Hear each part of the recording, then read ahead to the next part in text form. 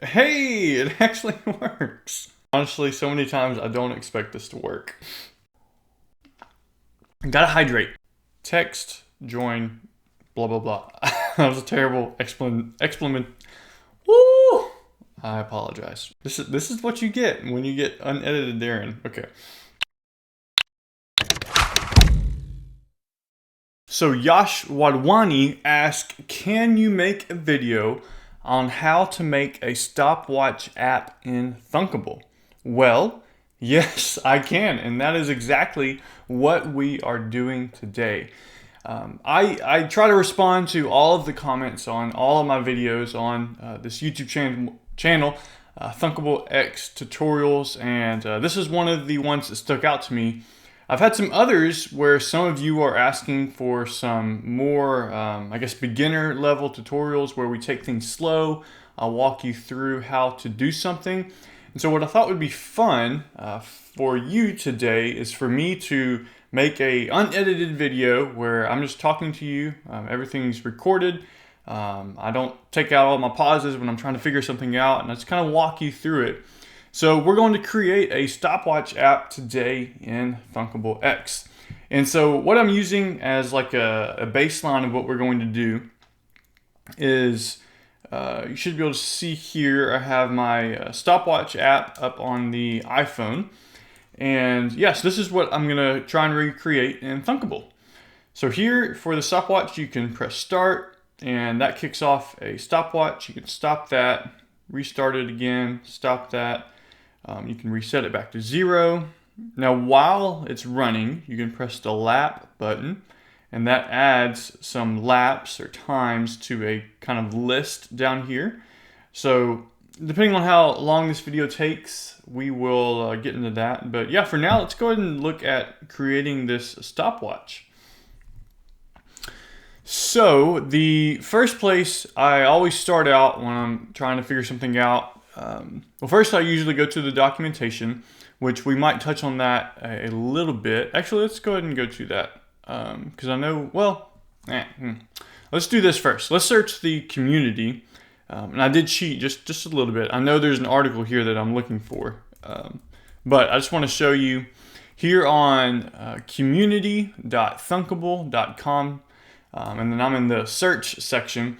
This is where you can search for questions that other people are asking. So if you're trying to make something, you're trying to figure something out, there's a good chance someone before you may have asked this. And so the community forums are a great place for you to come and search for articles or questions or answers. So here, I'm just going to type in stopwatch and see what comes up here. And so we see a stopwatch problem, stopwatch application. I'm specifically looking for Thunkable X. So here we can see Thunkable X tutorials. And what do you know? We have an article here from Don Hall for working with times and dates. So let's check that one out. So yeah, here it says right here, a simple stopwatch. So if you were looking to make a stopwatch, and if that's how you came across this video, this might be a really quick win for you. So it looks like here he has actually an example app called Tempest, where you can just see how he made it. And so I'm gonna kind of base what we talk about today off this. I'm gonna try and not look at this too much, try to figure it out on my own. But just so you know that that article's out there and that the community is out there for you when you have questions, as well as myself as much as I can be. These are the places where you want to look. Now, and maybe let's duplicate this. I'll have this over here for us as well. You'll notice that, scrolling through here, I did notice, let's see, stopwatch. He's using, a timer. So timer's something I'm honestly not familiar with at all. I've never used it before. So this will be a good raw testing of my skills. So let's see where this will send us. So yeah, this should take us to the documentation. So let's open that link. And so here we're at the Thunkable docs. So this is where the Thunkable team has documented kind of the basics of how you use all the different components and blocks inside of your app. So the timer is something that we're going to need to use for this stopwatch. So let's look at what it provides us. So there's a way for us to set an interval, and then determine how often you want the timer to trigger an event. The timer fires only once by default, but you can set it to fire continuously in a loop. And so this interval, I'm assuming, is how long it takes for that interval to refire. Just once when the app starts. That's good. So here they're giving like a few different examples. Loading data when opening a new screen, playing background music in a game, collecting location data. Cool. So starting the timer, we set it to true. And then there's a trigger event. So when the timer fires, that's what we'll need. Cool. And again, yeah, so that's good. That's good. It kind of gives me an idea of how the timer works. So you're able to set an interval, and then that fires off an event on a periodic basis based off that interval. And then you're able to do things every time that event is fired. So instead of having like a button where we're triggering something, that event is being taken care of by the timer. So, all right, let's go ahead and get started on this. So I have a brand new project here in Thunkable. If you are just getting started, you can go to thunkable.com and create your account and then get started with a new project. So looking back at the screen here, I kind of want to lay out the design first, and then we can get into blocking it out. So we're at the screen level. Let's go ahead and give this a background color. We'll do, I want something a little, I don't want totally black, but I want like mostly black. Gotta hydrate. All right, so we have a black screen. We'll go ahead and give this a title at the top. So we'll add in a label. And then below that, there is another label to actually display the time. So we'll add that in. And then it looks like there are two buttons. So we'll add in a row component so that those can be next to each other. So we'll add in a row. And then in that row, let's add two buttons. So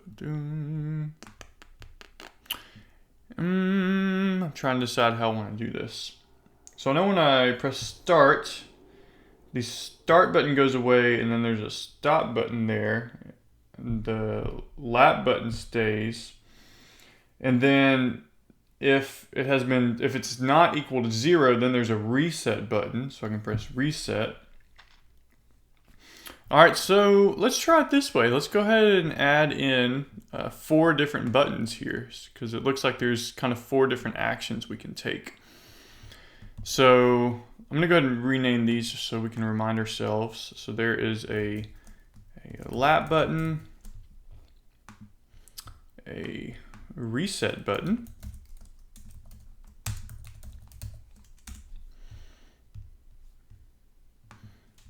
a start button.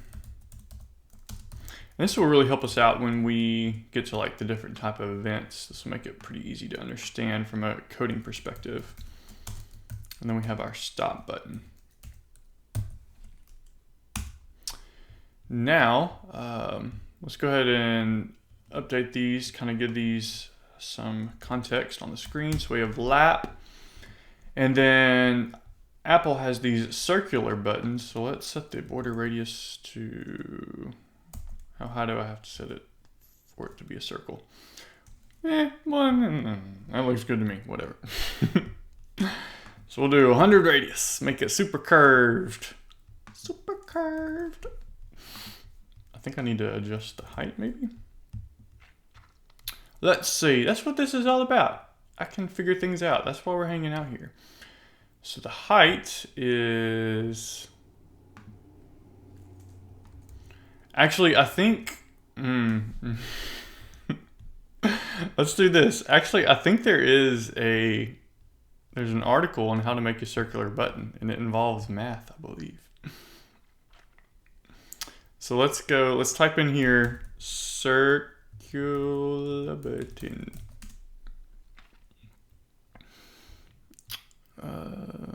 Here we go, creating circular button. See, this is why it's good for me to look at this every day, because I know how to do it. So basically, you have to set the border radius. So to achieve this effect, you'll need to change the width and the height, and most importantly, the border radius of your button. Cool. So 250, and then he does some math. So the next thing you need to do is to round the corners of your square. And your radii are for circles. When what if the diameter is equal to the width and the height?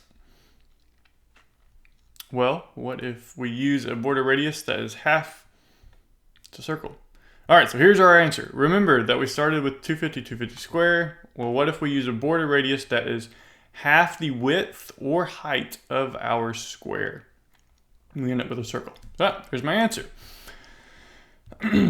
So we need to let's set the height to, say, 100. Let's do 75. That should fit our text. 75, and then the radius should be half. There we go. Awesome. Well, thank you, Downhall, for that one. Appreciate it. So basically, you want the height, the width, and the radius all to be equal. Let me get my mouse out here. All right, so I kind of got sidetracked here. But basically, we want, so 75. And for this one, we want to give it a background of like a kind of like a light gray. Actually, let's do, there's different ways to do it. Let's make it easy to read, and we'll do just like a gray color like that. And then we'll make the text white.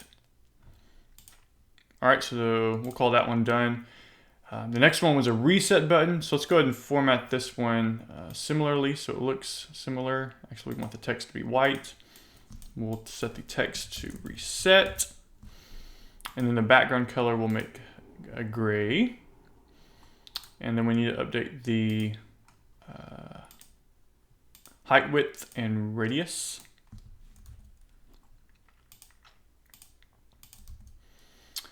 And radius is 75, and let's raise this button up. We'll do that for the lap as well.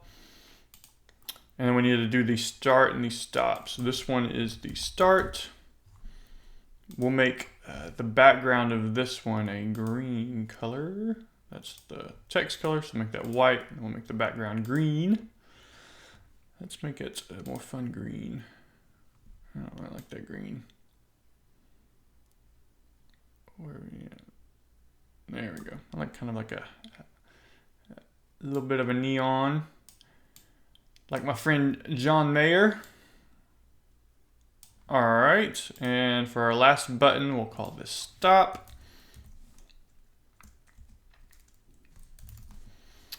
The text color we will make white, and the background, let's make red. The universal sign for stop. Cool, so we have 4 buttons here. Let's, I think when it starts out, let me see. When it starts out, the reset button is hidden. So we'll set that visible to false, and the stop button is hidden. And then for this row, let's go ahead and spread out the buttons. So the horizontal alignment is, I don't think I want space. Let's just do space around. And finally, for this row, let's set the height to fit contents.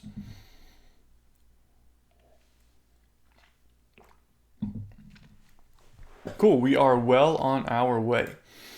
So below the buttons, there is a list. So let's go ahead and add in a list viewer at the very bottom. And let's go ahead and give this a defined height of about 30%.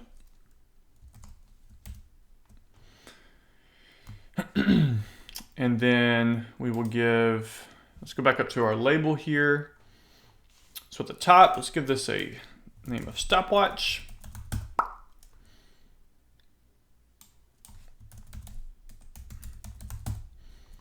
Give it a font size of 20. Give it a color of white.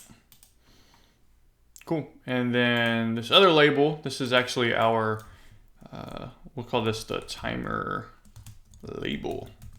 This is what we will actually be updating. So this will be formatted, we'll do like 0. Just kind of pre-format this as 0.0 seconds. Cool. And let's give this a big font of 50. Whenever the fonts get really big, I like to change the font weight. So here under advanced, if you go to font weight, we can slim that down a bit. So I know you can't really see that, so let's change the color to be white as well. And actually, let's go ahead and make that bigger. So let's do 70. Yeah, I like that. And then we can do something like this. Let's go to screen and we'll do vertical alignment of space between. And that will spread out all of our elements. So let's look at what this looks like, you know, on the phone or in the app real quick. So we'll go to Thunkable. And that's showing me a blank screen. Let me make sure this is working. So press live test. You're being difficult.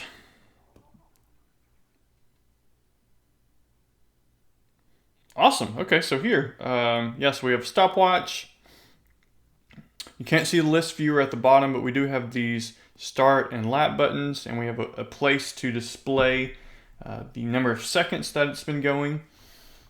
Cool. So I think this is pretty good. I want to darken this background up just a little bit more. All right. Awesome. So now that we have all of our components in place, let's go ahead and get into blocking. And let's decide to cheat a little bit here and look at the article, because in fact it is here, and I want you to get used to actually using these articles, because you know I write these because I want people to actually use them. So let's go through this. So for his components, he has a screen, label, and then 2 buttons, and then there's a timer. So let's go ahead and add a timer, and we can give it these settings. So the timer settings will be enabled, will be false, the interval will be 1000, and the loops will be true. So we will add a timer.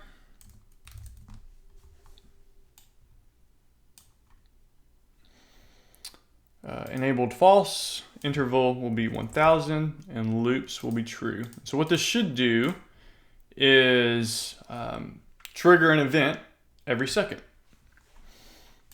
All right, so that's all set up. And so now we want to increment the label on the screen. And so what we need there is on the block screen. So let's jump over to the blocks. So far we've been working on the design of how the stopwatch will look. And so now we need to actually make the stopwatch do things. And so we need to store right now what the current time is. So before we display it on the screen, our code actually needs to know what to display on the screen. And so we'll create a variable here, and let's call it time. Let's just call it time. All right, so we have a variable called time, and then whenever the screen starts, we want this to be initialized as 0. So let's do that. So whenever it starts up, let's go ahead and do that. So we'll come down to our screen here. So the screen is always at the very bottom of this list. So screen, whenever that starts, we want to set the app to 0. I'm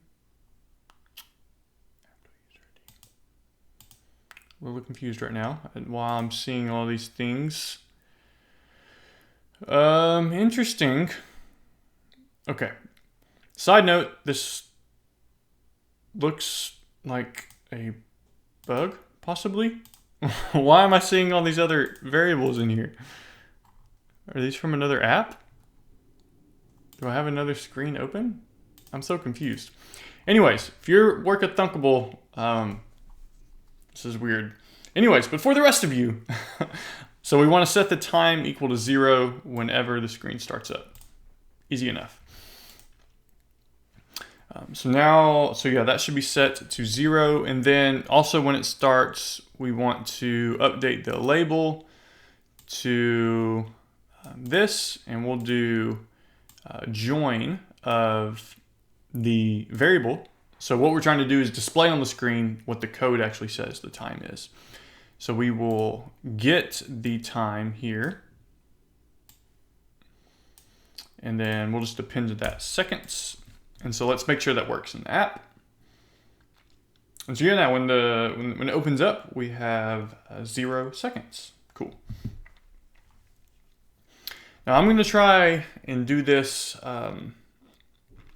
Yeah, I'm going to try and do just like the seconds for now, because that's what the tutorial shows. And then we can go from there if we want to increase it a little bit.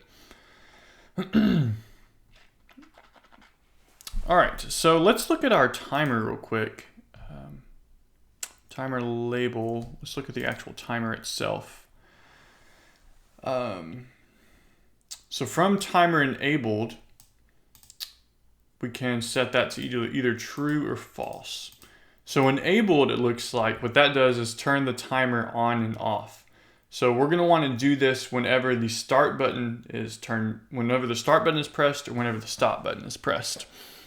So let's go ahead and get that piece working. So we have a start button.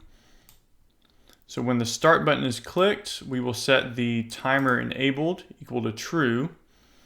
And then when the stop button is clicked, we will set timer enabled equal to false. So when it stopped, it will turn the timer off. And when it started, it will turn the timer on. Cool. Alrighty. So let's look back. Let's look at it. I like to be transparent at what we're looking at here. So there's this little function here called timer fires, and it looks like it increases the time and then it updates the screen. All right, so let's do that piece. So I guess what we have now is we have the start button turning on the timer, and we have the stop button turning off the timer. But what is happening when the timer is on? That's what we're trying to answer now. So whenever the timer fires, we want to do something similar to up here. So let's go ahead and we can duplicate these blocks.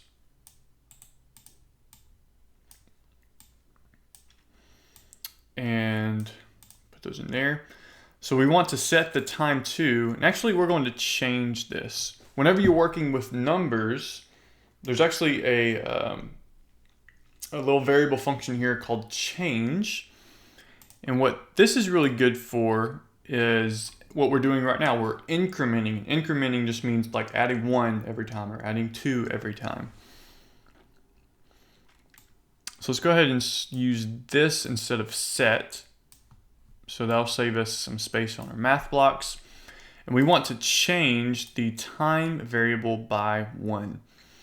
And then we, from timer label, set text to app text join blah, blah, blah. That was a terrible explanation. Woo! I apologize. This is what you get when you get unedited Darren. Okay. All right, I'm going to refresh this real quick.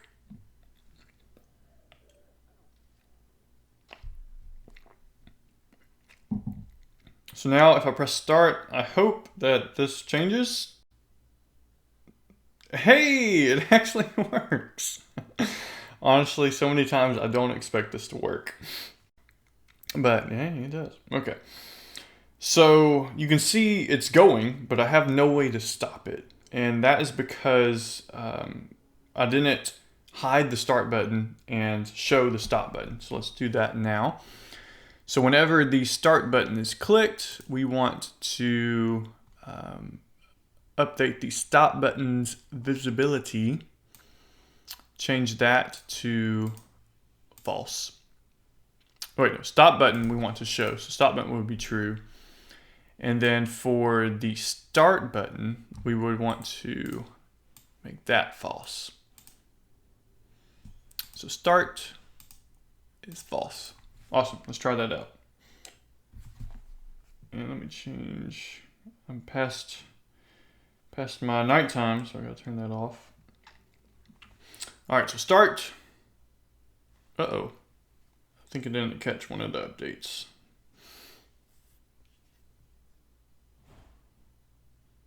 Cool, so start. Oh, it's not working. Oh, yeah, okay, so I had it wrong, so stop button. Yeah, that's what it is. So this is what you get when you test. So we actually want to do both of these in one click. Yeah, that makes more sense. And then for this one, let's do that over there. And then we will flip these true and false. So when the start button is clicked, we set the visibility of the stop button to true. We set the visibility of the start button to false. Then when the stop button is clicked, we set the visibility of the start button to true and the visibility of the stop button to false. All right, so start. Awesome, so the stop button shows. Counter is going, and now we can press the stop button. The timer stops, and the start button is shown. So now let's press it again. Awesome, and it continues. So pretty cool stuff here. I like it. So now what we want to do is when the stop button is pressed, we want to change out the lap for the reset button. But we only want to do this when the time is equal to 0, or not equal to 0. So let's add all that logic in there. So when stop button is pressed, we will check to see if the if time is equal to 0. If time is not equal to 0.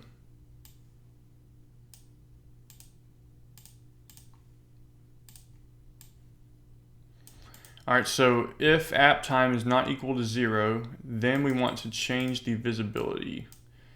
And let's duplicate this. So we'll set the reset button visibility to true and the lap button visibility to false. Cool. And then we flip those again when the stop button is pressed. And so what we can do is, let's duplicate this.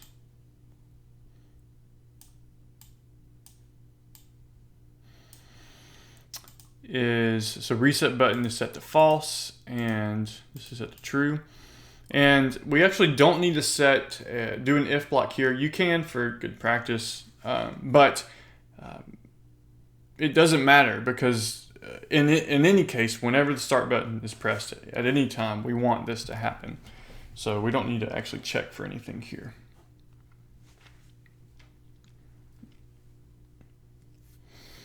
So start, cool, press stop, the reset button shows. And then if we press start again, it should flip back. Awesome. Stop. We can just keep on going like that. Cool, so now we have our buttons flipping back and forth. The next thing I would want to do is for the reset button. So let's do that. So whenever the reset button is clicked, we want to set the time back equal to 0. So that's pretty simple. We'll just do this right here. Set time equal to 0 and update our label.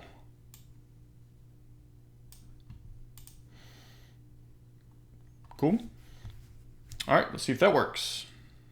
This is what it's all about when you're coding, when you're making things. It's all about just incrementally changing, checking to make sure it works, and then it's kind of moving forward from there. So we'll press start, let the timer go a few seconds, press stop, start again. We can stop, and then we can press reset. That resets the time to 0, and then we can press start. Stop. Awesome. So now the only other button that we have is the lap button. So this is something I can press whenever the timer is going, pretty much. And let's flip back over to the other Stopwatch app so we can see kind of the functionality of this lap button.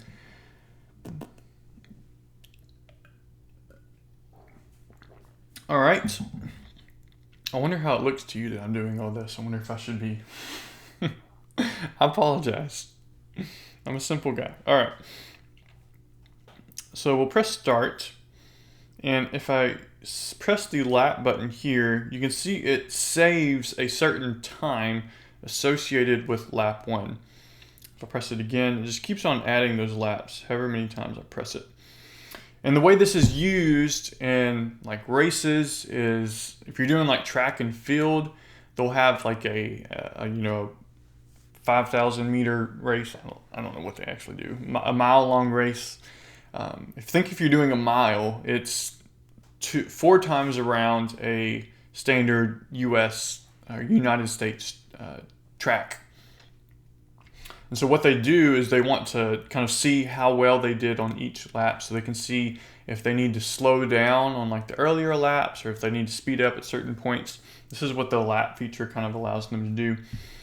Now we do have a pretty full functioning stopwatch. So if that's all you're looking to do, you can kind of stop the video here. You're free to go grab a cookie or a lemonade, or you can stick around and we're going to try and enhance this a little bit. I have a few ideas. I don't know what time I'm at here, probably a good bit, but I'm enjoying it. So let's keep going.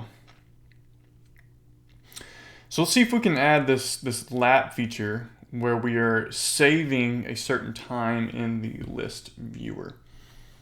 So what we want to do is, let me get some of these out of the way. And then over there, and okay.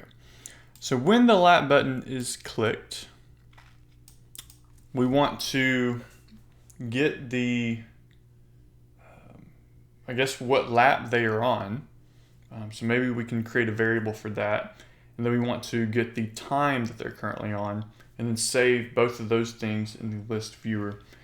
Now we could get the lap that they are on based on the list viewer itself, like how many items are in there. But I think it's probably better just to put this in a variable. So let's create another variable here and we will call it lap.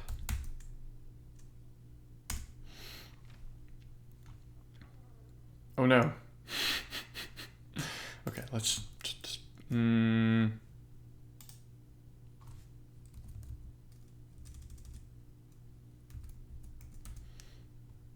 no. Okay. Sorry, okay, that's a little tricky. Okay, sorry. Did you see all that? Okay, that was crazy. All right, so we have a new variable here. We want that to be set to 0 whenever two times. So we want it to be set to 0, basically whenever the time is set to 0. So whenever the screen starts, we want to set it to 0. Lap. And then whenever the reset button is clicked, we'll set it to 0. Cool. So that'll always start out at 0. And then now we have our lap button. So whenever this is clicked, we want to update the list viewer. So set text items to. And so like I said before, anytime you want to display something on the screen, you need it to be in the, any type of variable. You need it to actually be stored in the data or in the code first. So let's add another variable, and we'll call this list of laps. And this will be initialized as a empty list. So whenever the lap button is clicked, we want to add something to this list. So we'll do in-list insert. So we have a block here. So in-list insert at last. We can actually update that. So in the list of laps, we will insert at first, because on here it always inserted at the top. And then here is what we want the actual text to look like. So let's do a join block here. Let me scoot these out of the way for you. So we'll do a join block of, it showed, let's see, lap, space, and then it had the lap number. So this would be the lap count variable. So we'll plug that into there. And then after that, let's do a space dash space.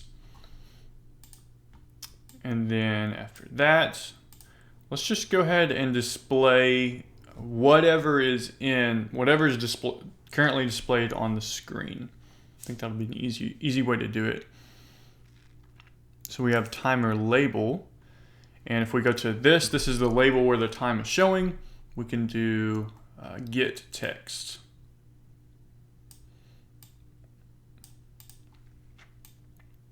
So that should add the time to our list variable in memory.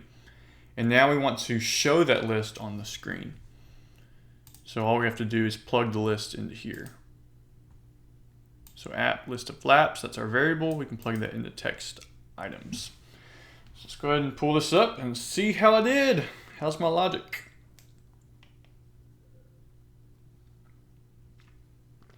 All right, so let's start it and press lap. Oh, it's working. I'm excited. Oh, it's kind of working. We are missing, if you see here, lap is staying at 0. So a few things that we want to change. So first off, I put lap needs to start at 0 when it actually needs to start at 1. And then I don't have anything to increment lap. So we want it to go 1, 2, 3, 4, so on. I want to see if I can update this text to be a little bit lighter and remove those arrows, because we're not actually going to go anywhere with the list. So let's see if we can do those few things. So again, lap should be initialized as 1. So we'll update that to 1. So when it resets, it'll go back to 1 as well. We want to increment it. So we do that by grabbing the change function here. And we want to change this after everything's done. Not time, we want to update the lap. So change by 1. So whenever the lap button is clicked, it's going to add it and then increment our lap count. So that should solve the lap problem. Let's go look at the design real quick to see what we have available to us. So we click on our list viewer here. It looks like we can, here's the show arrow, so we can turn that off. And we can adjust the margin, the padding, the border. Advanced. It doesn't look like we can actually change the font color. I'm making this video in May/June of 2019, so I know the Thunkable team's been wanting to update the list viewer, so I'm sure they'll have some updates for you in the near future. But yeah, that should cover everything but the color. So let's check it.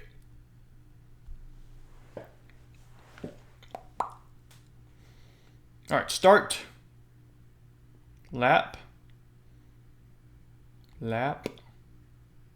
Lap. Cool. I can press that as many times as I want. And let's go ahead and give this a, maybe just a white background. Border color.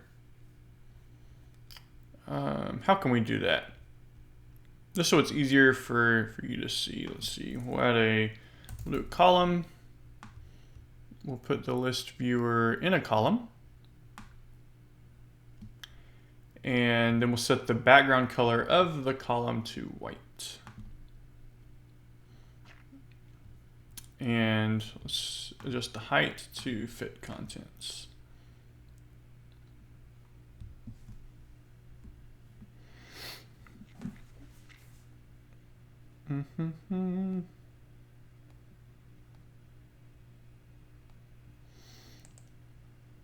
Well, that is odd. It looked like it was.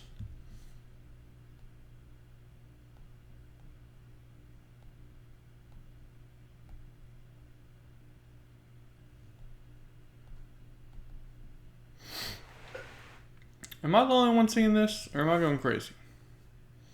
It looks like it's freaking out on me. What did I do? Ba-ba-ba-bum.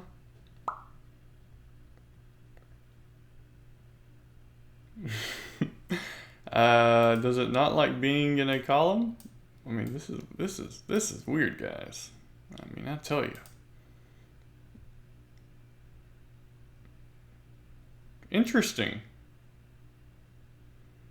Yeah, I have no clue what's going on there. So let's scrap that idea for now. And you can just trust me that it's working. Cool.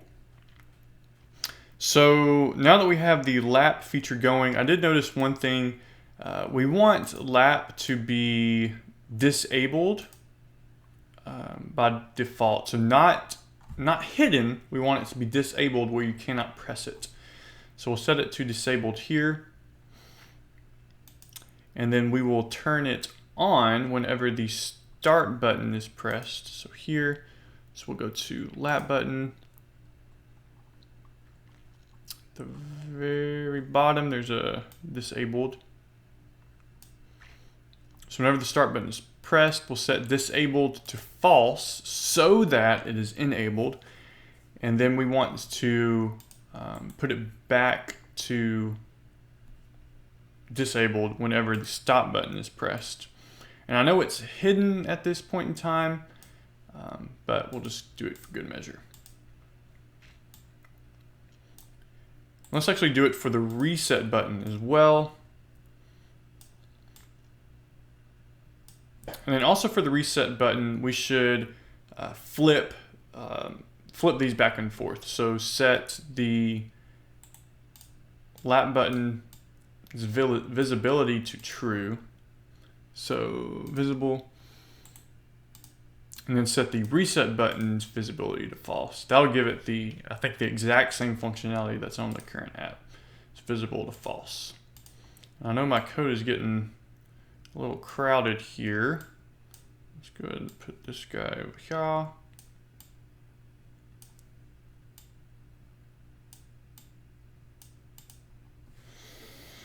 Cool. So let's just make sure that everything's still working.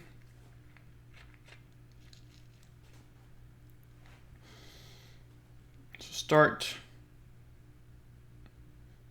lap, lap, lap, stop, reset.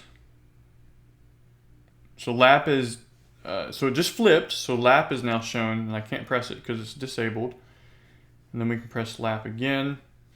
And so you can see here at the very bottom, you can see it started back over at 1, but it looks like when we press reset, we need to clear out the list, and then we need to update the list, so to clear it all out. So let's go ahead and collapse this. So the start and stop buttons we'll leave alone. When this reset button is clicked, we want to update the list. So let's grab a list block. Or actually, we can just set the variable equal to an empty list. And so what this does is it clears out everything that was there before and just creates a new empty list. And then we want to update what is actually shown on the screen as well. So we'll just copy this block here. And so what this does is updates the list viewer on the screen to the list of laps variable, which is currently empty.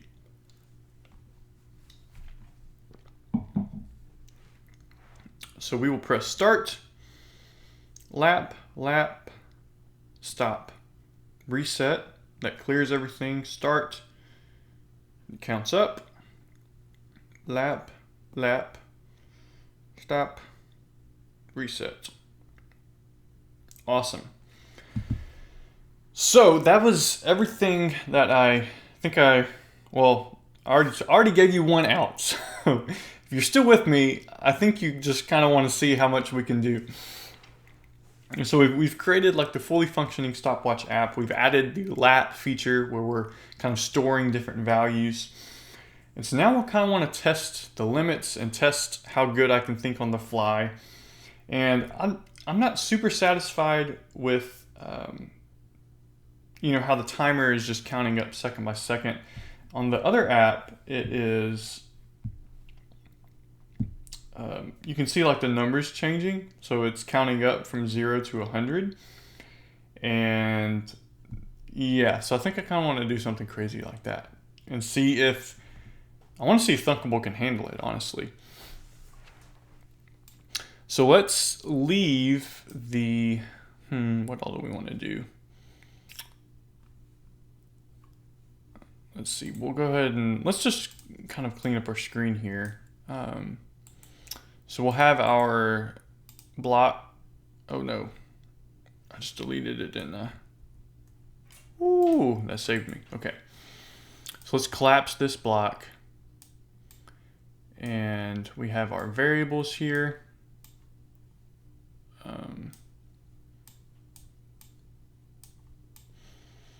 So I know we're going to need to do a few things. We're going to need to update the increment of the timer to be every millisecond, or every 10 milliseconds rather. And then we need to account for that in our code. It should be fun. I'm excited.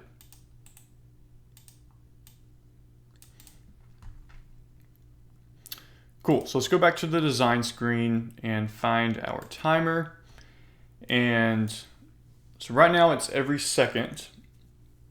We could show every 10th of a second, but I actually want to go to the 100th and see how that does. So for that, we will do every 10 milliseconds. And so actually we should be able to see this count up right now. Even when just changing that, it will just fire the event more frequently. So let's go back to Thunkable. And stuff like this, I have no idea how Thunkable is going to handle it. So we'll see. So we'll press start. And I mean, it's going. That's super cool. It's just going. The lap feature's working. Awesome. Cool.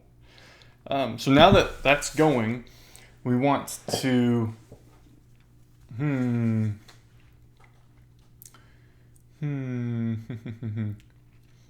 think we'll need two variables, one for whatever millisecond we're on, and then one for whatever second we're on. And then while the timer is firing, we want to check to see if the timer has reached 100. And then if it's reached 100, then we add another second. And then we set the milliseconds back to 0. Does that sound reasonable? That doesn't sound too bad. So for our time, let's go ahead and create another variable. We'll call it, come on.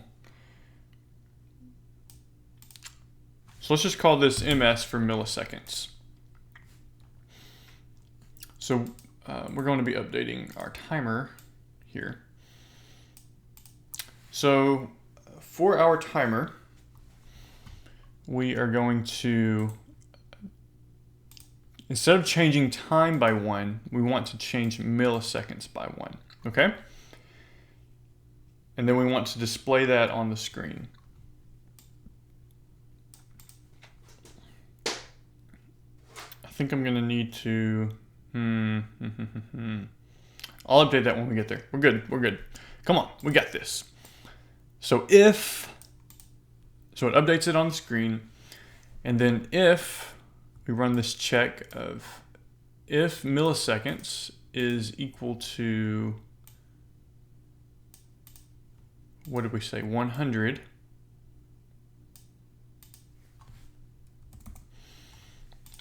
then we will set, and actually let's do this before that one. So before we actually update the screen, we're going to do this check. So if milliseconds is equal to 100, then we want to set the time variable, which is like our actual seconds. We'll set that equal to,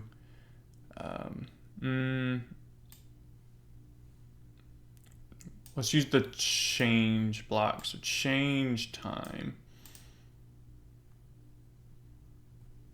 Change app time by 1. So we'll change that by 1, and then we want to set the ms back equal to 0. Set ms equal to, what are we initializing this as? We haven't initialized it as anything. So let's open this up. When I say initialize, meaning we haven't set it to any type of number initially. That's what initialize means. So let's duplicate our time, and we will initialize it as 0, just like our time. So we have the time. Let's go ahead and update this to seconds and milliseconds. That was getting kind of confusing for me. We'll just make it explicit. Thunkable they make this super easy, so that's no big deal. So seconds and milliseconds, this is initially set to 0. So we want to set this back to 0 whenever it reaches 100 milliseconds. And then for our label, we're going to update how this displays now to show a few more things. So let's actually get rid of this guy. And I think the App Store uses something like this, where they have a little colon here. And then they will show the milliseconds. So we should only need 3. Yeah, cool. So duplicate that, put that here. All right, so let's see how this does, my friends. All right, so we will press start. Hey, it's working. It's a little jumpy, but I mean, I'm trying to think of how I could fix that. Okay.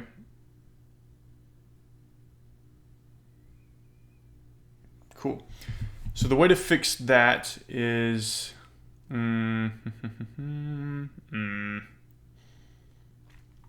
actually, I noticed someone use a block I've never used before the other day. So I think that would work in this case. So normally I was just thinking we need an if statement to check to see if the number is less than 10, meaning it's only one digit. If it's only one digit, we want to add a 0 in front of it. But instead of using like an if-else block for that, there's actually this test block. So I want to see if we can use that. And so I grab that from the control here. So usually I grab this if block up here. I want to test out this test block. So if the test is equal, what do we want? So test is not a math, we want a logic block. So come to logic, we want to see if it's less than or equal to,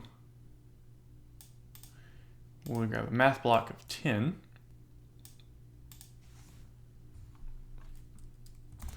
So if it's less than, if it's less than, not equal to, only less than 10, then we will append a 0 in front of the value.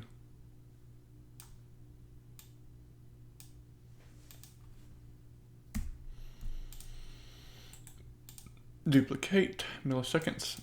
If it's false, then we'll just have the false, or just have the milliseconds. Cool, I think that's what I want. Reset.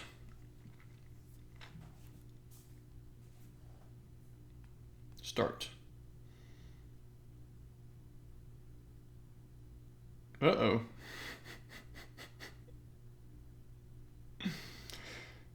So I'm confused. It's like it's adding, so every time it gets to 100, it's adding another character in front.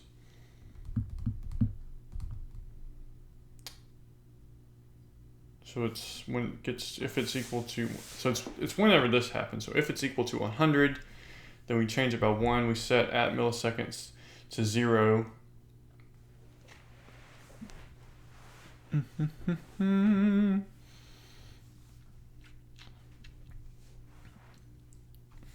It's so hard to tell when it's happening.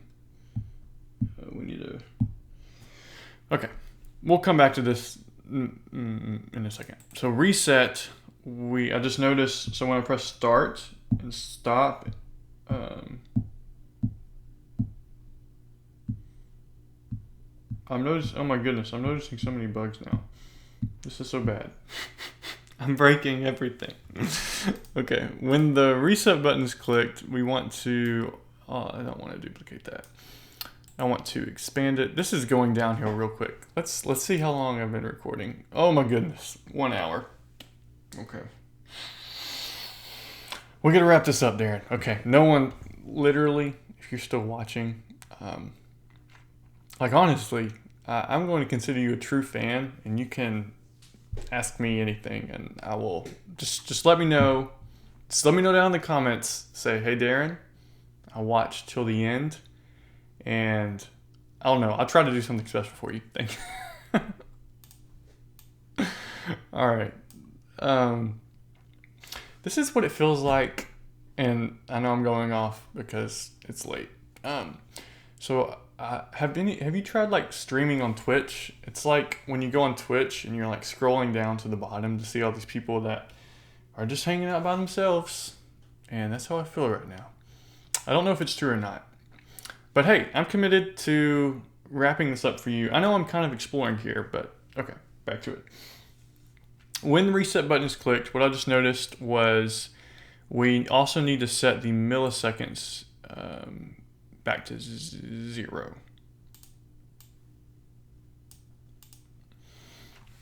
And for some reason, the reset button was not showing when I pressed stop. So let's go back to, so let's collapse this, expand.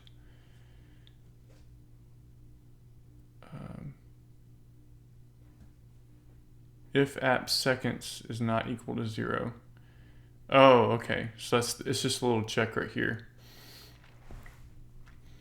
So if it's not showing because it's equal to 0. So if we were to let it go up and then reset, it works.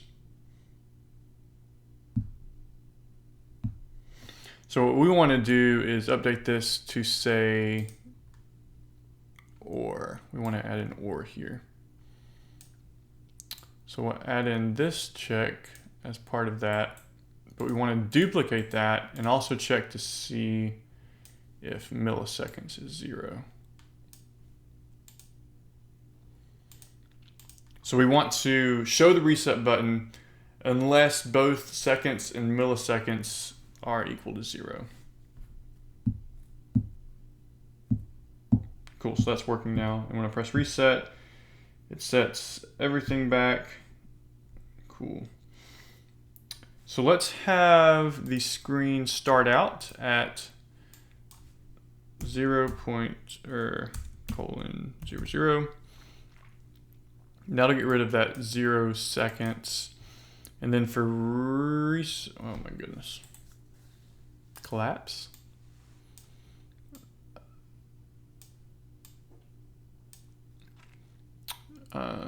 Collapse this. Make some space up here. All right, so reset button. I wanted to, whenever I press reset, it's showing as 0s, and so I want to update that to instead be 0:0 timer label.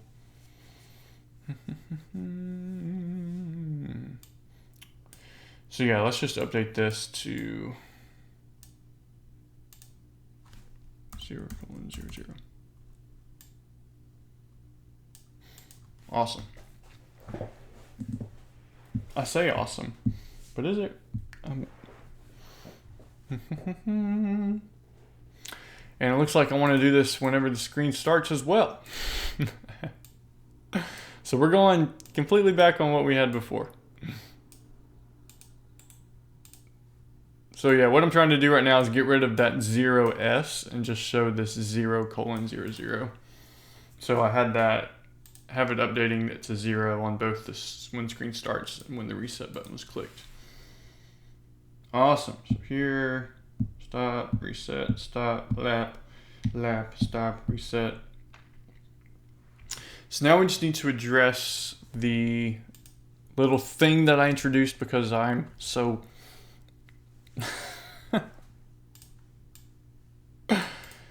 All right, friends, come on. I'm down in the trenches with you. So let me think through this. So if it's less than or equal to 10, then we want to add a 0 to the front. If it's not less than or equal to 0, we will just show milliseconds. So what does it do?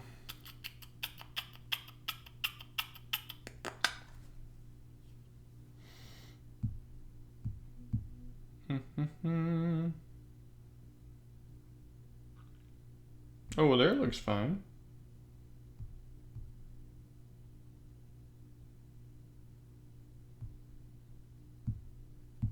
Do you see it? Now that, my friend, is a bug that I love. Oh man, it just happened. So I think, so if you see now, the 3 colon is not updating. So I think I'm overloading some kind of something in the code. It's like freaking out. So here the number before. And it's like at some point it just forgets. And it starts showing the number after the colon.